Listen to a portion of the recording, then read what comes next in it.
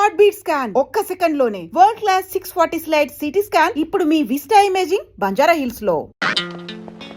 నిలబడి ఉండడం నాకు అలవాట్లేదు, ఏమనుకోకండి. బాబు, మీరు రాజశేఖరం గారి తాలూకే కదూ? యా, సీరియడ్ కాల్స్ వచ్చా? పర్వాలేదు, తాగు బాబు. మినిస్టర్ గారు తాలూకు భానోజీరావు గారు. అవునవును, తెలుస్తూనే ఉందిగా. అయితే నేను వెళ్ళొచ్చా? మా మొహాన సిగరెట్ పొగ ఊదించుకునే కంటే నేను పంపించేయడమే మంచిది. వెళ్ళరా బాబు. నెక్స్ట్.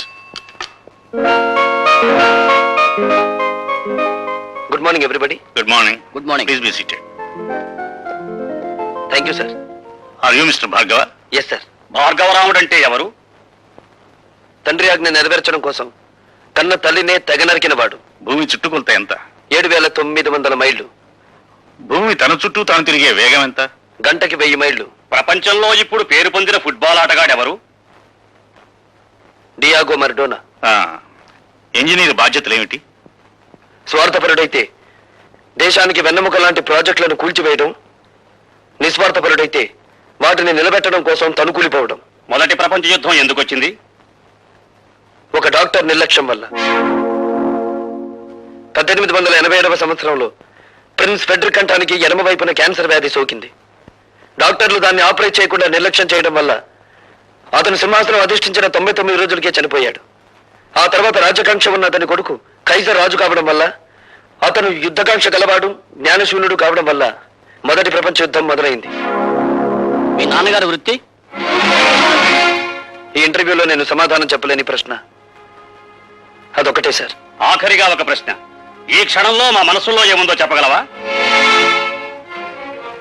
నాకు ఈ ఉద్యోగం ఇవ్వకూడదని. అలా ఎందుకు అనిపించింది? ఎందుకంటే పెట్టేవాడికి తినేవాడు లోకు గనుక, అడిగేవాడికి చెప్పేవాడు లోకు గనుక. అలా తెలబోకండి సార్. ఒక ఇంజనీర్ గ్రాడ్యుయేట్ ని మీరు అడుగుతున్న ప్రశ్నలు ఏమిటి?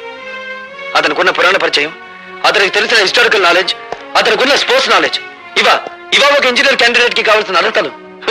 మీరంతా అవకాశవాదులు. ప్రశ్నలు అడగడమే తప్ప సమాధానం చెప్పడం చేత కానీ మేధావులు. అయినా మిమ్మల్ని నమ్ముకుని పూటకొక నిరుద్యోగి ఇంకా డిగ్రీలు చంకలో పెట్టుకుని ఆఫీస్ గుమ్మాలు ఎగుతూనే ఉన్నాడు. ఎలా? తల్లి మెడలో మంగళసూత్రాలు అమ్మి, అవి ఖర్చైపోతే ఒంట్లోని రక్తాన్ని అమ్మి. సార్, మహాత్మా గాంధీ తెల్లదొరతనాన్ని పోగొట్టగలిగాడేమో కానీ ఆయనే తిరిగి జన్మించిన ఈ నల్లదొరతనాన్ని మాత్రం పోగొట్టలేడు. ఎందుకంటే ఇప్పుడున్న ధరల రక్తం నలుపు, వాళ్ళ దగ్గరున్న డబ్బు నలుపు, వాళ్ళు ప్రోత్సహిస్తున్న బజార్లు నలుపు. మీరు అడిగిన ఒక్క ప్రశ్నకు సమాధానం చెప్పకుండా వెళ్ళడం ఇష్టం లేక జవాబు చెప్పే పెడుతున్నాను సార్.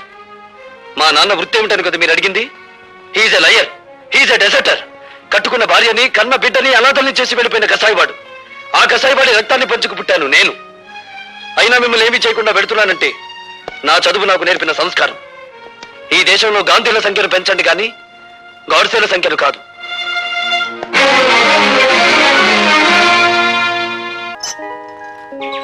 నువ్వు ఫైనల్ ఇయర్ పూర్తి చేసి కాలేజ్ వదిలిపెట్టి వెళ్ళిపోయావు. ఇక నా మనసులో లేదు. నీ అంత అందగాన్ని చూసిన కళ్ళతో వేడి మొహం కళ్ళు చూడలేకపోతున్నాను. మళ్ళీ ఎప్పుడు కనిపిస్తావు డియా? అమ్మో నాన్న.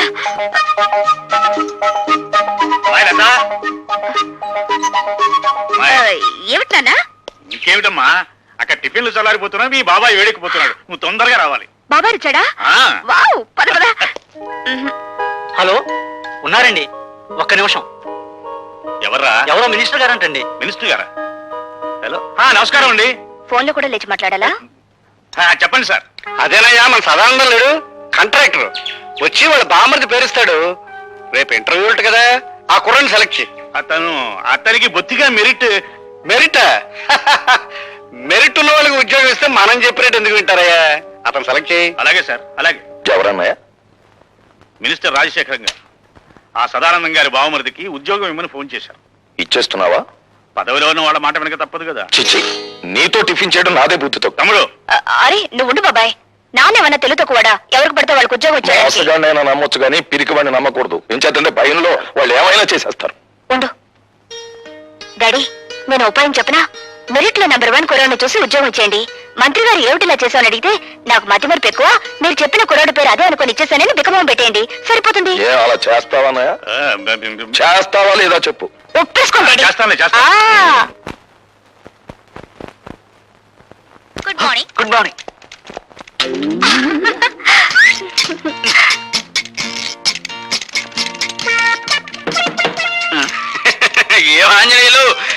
ఉంది you don't worry sir, just call జారిందంటే.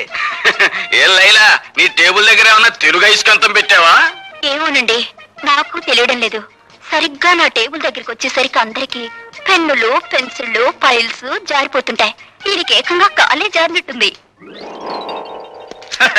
దేవ గారు, నేను సొంతం పెట్టవలసిన ఫైల్స్ ఏమైనా ఉంటే మరండి గీకోవాల్సిందే. గీక్కోవాల్సిందే అదేంటి? I convey my heartly condolences. Condolences for what? పెద్దడు ఎవరైనా పోయాడా?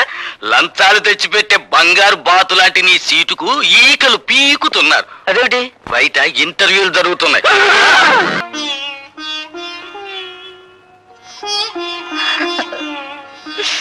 అమ్మా, ఇంటిని ఇల్లాలిని గాలి కొదిలేసి సంఘం చేత నమ్మకద్రోహి అని ముద్ర వేయించుకున్న ఆ మనిషిని ఎందుకమ్మా పదే పదే జ్ఞాపకం తెచ్చుకుంటావు?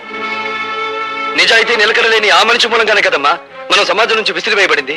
ఎందుకు ఇంకా మన నుంచి పారిపోయిన ఆ వ్యక్తి కోసం ఆరాటపడతావు? ఈ మనిషి నేను ఇంట్లో ఉన్నంత కాలం మనకు పట్టిన పీడ అవగలదు, నాకు మనశ్శాంతి ఉండదు. భార్గవ, ఏమిటా ఈ పని? ఈ పని ఏనాడో చేస్తుంటే నీ తల్లి నీ కళ్ళ ముందే గుండె పగిలి చచ్చేదిరా.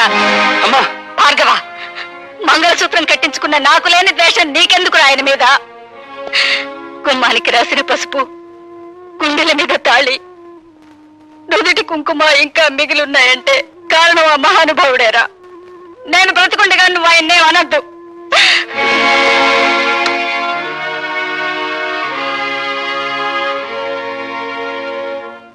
తెరా ఇంటర్వ్యూకి వెళ్ళావా? వెళ్ళాను.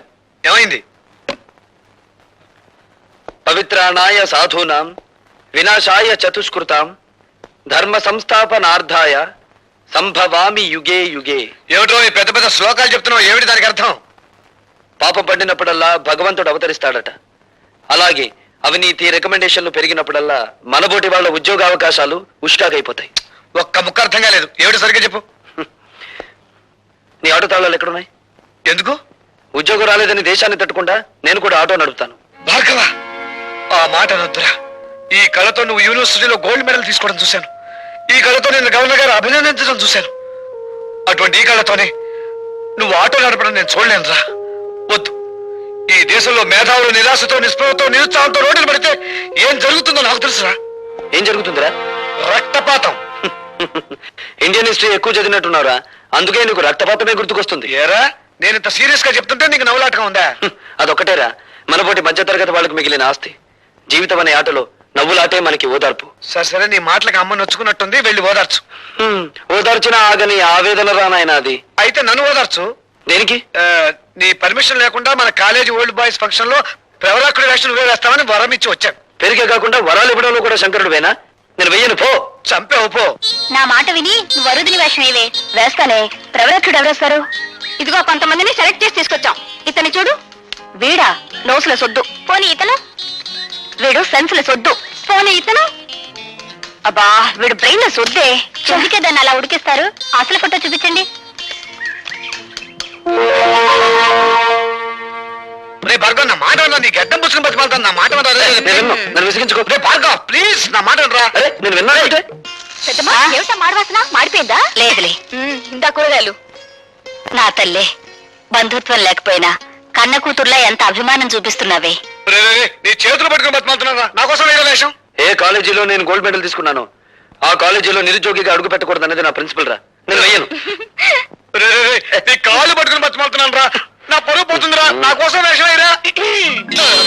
నువ్వెప్పుడొచ్చావు? మీరన్నే గడ్డం పట్టుకొని బ్రతిమాలుతున్నప్పుడు నేను గుమ్మం దగ్గర ఉన్నాను. చేతులు పట్టుకొని ప్రాధేయపడుతున్నప్పుడు వంటింట్లో ఉన్నాను. కాళ్ళు పట్టుకొని ప్రాధేయపడుతున్నప్పుడు ఇక్కడున్నాను. నా ఏకైక భార్య కదా, అలా చూస్తూ నుంచోపోతే నా పొజిషన్ తీసుకోవచ్చు కదా. అదేం అవసరం లేదు. అసలు అన్నయ్య అడగాల్సిన పద్ధతులు అడిగితే ఎందుకు ఒప్పుకోడు? అడగాల్సిన పద్ధతి ఒకటి. వరోతిని వేషం ఎవరేస్తున్నారు మీరు అన్నయ్యతో చెప్పారా? ఎవరు వేస్తున్నారు? లత. లత అయితే ఒప్పుకుంటావా? చచ్చా, లత అయితే ఏంటి, పీత ఏంటి? ప్రిన్సిపల్స్ కరెక్టరా. కానీ టికెట్లనే అమ్మేశారు దేవుడు.